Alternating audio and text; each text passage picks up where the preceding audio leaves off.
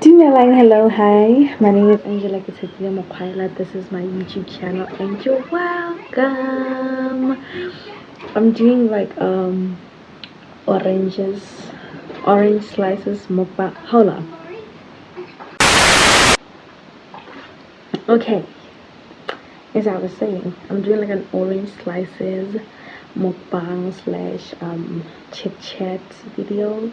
Kind of like just cutting myself open today. So let's hop right into the video.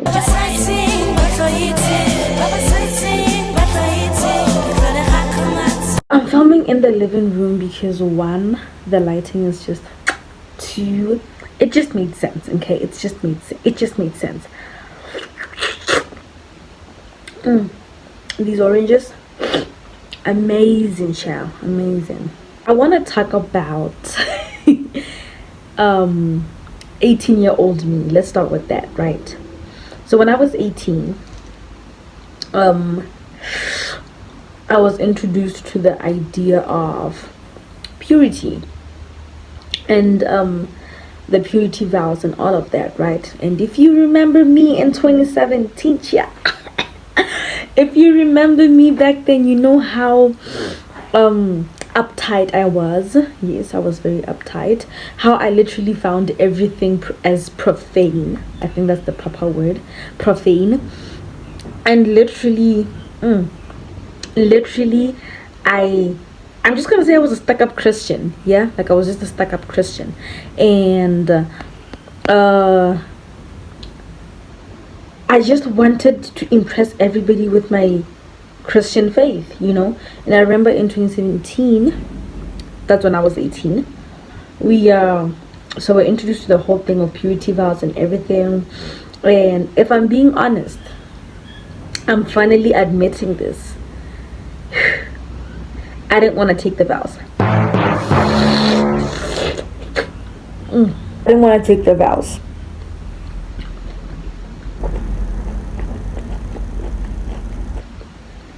And the reason why I didn't want to take the vows, look how gorgeous this hen is. Look at it. I don't want to take the vows. Okay, I didn't know what it was all about. Even though we were told like what we're sacrificing and all of that and the consequences of breaking the vow and all of that, I just didn't want to. But I convinced myself that I want to take the vows, and I did.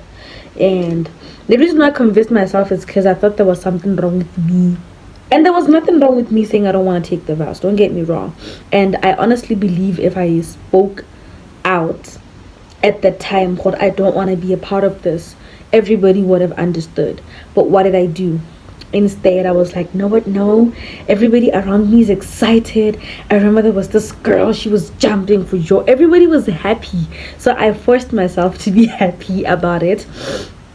And I remember my brother asked me, he was like, are you sure you want to go through with this? And I was like, yeah, I mean, everybody's doing it. Mom's gonna be proud, dad's gonna be proud, everybody at church is gonna be proud. I wasn't doing it for God, or yes, it wasn't a vertical thing, it was more of a horizontal thing. Like I was looking at everybody around me and I was like, everybody's gonna be proud and I'm gonna be, please excuse my horrible layering. What is this? But yeah, it's winter, I'm home, okay? Home is the one place we get to be crusty, alright? But yeah, I just went ahead and took the vows because I wanted to make everyone around me proud. It wasn't even about like God or anything like that, right? That was number one mistake. I believe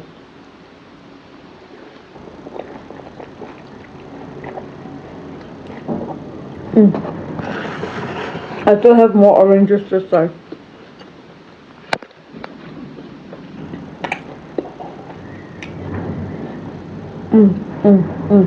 I believe that I believe the reason why I ended up breaking the vow. That's right, y'all. If you didn't know, I broke my vow. Yeah. Did I regret it? Nope.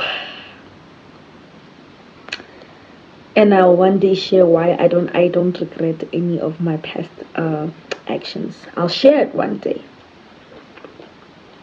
But yeah, I ended up breaking the vow, and when I realized I don't feel bad, that's when I realized something was wrong with me. I was like, how do I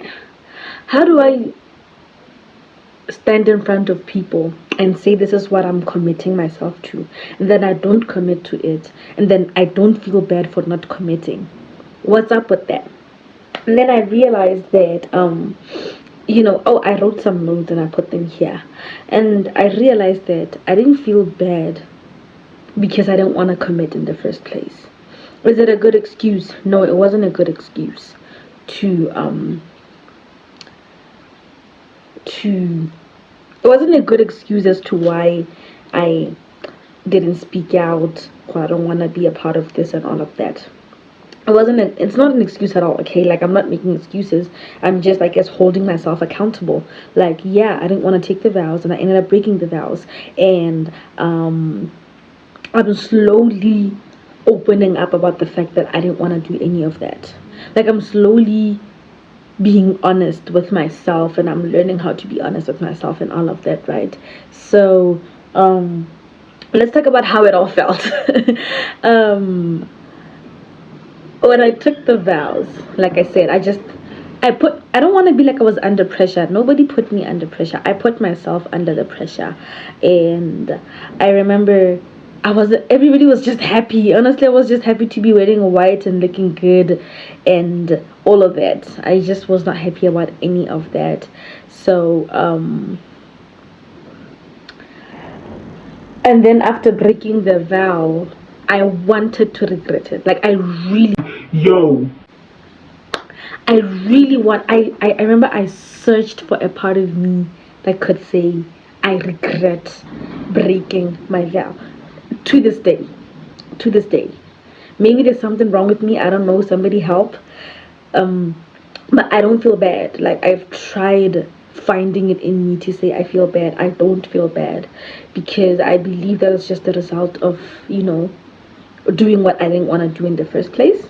I don't know. I don't know. Like, please, if you're watching this and you're like questioning me, I'm sorry for making you feel that way. I guess, if I'm being honest, that's just how I'm feeling. That's just how it's been with me. That's just how it is with me. Like, if I do something, it's not easy to catch me regretting something. I never regret my past actions because I've been knowing why I did it, and I'm okay with the fact that there's punishment and consequences for that. And let me tell you, when you make a vow and you break it, the consequences for that, whether you wanted to take the vow or not. And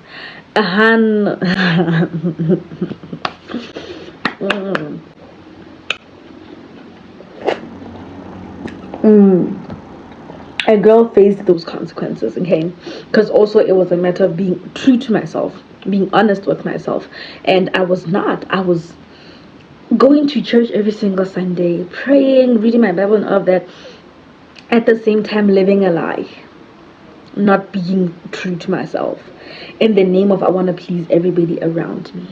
And when I started living my life to please God, I literally started to like just be true to myself. I decided to do that the 14th of July, when I rededicated my life to Christ, right? In 2020. 14 July 2020 is when I rededicated my life to Christ. And I was like, God, this time I'm gonna just focus on you and what you have for me, and I'm gonna try by all means to unlearn the behaviors that I learned growing up, and I'm just gonna try to learn how to be a servant in the kingdom of God. How's that going? It's going amazing. Even though I have moments where, even though there are moments where I'll be like sad or anxious or whatever, I gotta admit, taking off that ring and starting over and doing everything at my own pace, and not looking at how far somebody is with their relationship with God, or how far somebody is as a Christian, just looking at my life and staying in my lane, that's made me happy. It's very fulfilling, I actually encourage each and if you know that you're a Christian, if you're not, give your life to Christ. if you're a Christian, I actually urge you to do this, okay? Like, even if you feel like you're not a Christian, we're not here to judge anybody either. I know that people who are like, they don't believe in the existence of any supernatural being or any spiritual what, and all of that, right? Just if you focus on yourself, on your journey, on your life, on your ish, that's the most amazing thing ever. If I'm being honest, it's the most fulfilling thing ever. Question now could be, am I calling myself a fornicator now?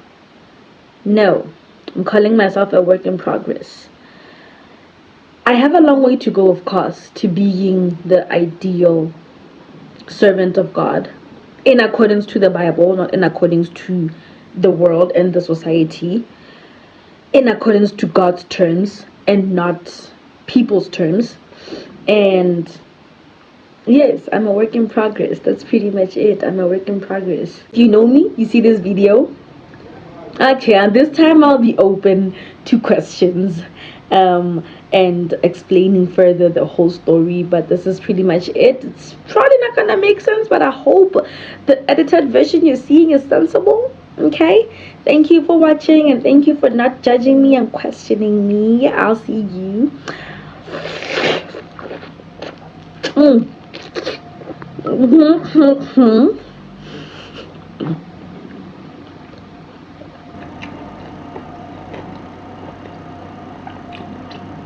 Yeah, thank you for watching. I'll see you when you see me on your screen, baby.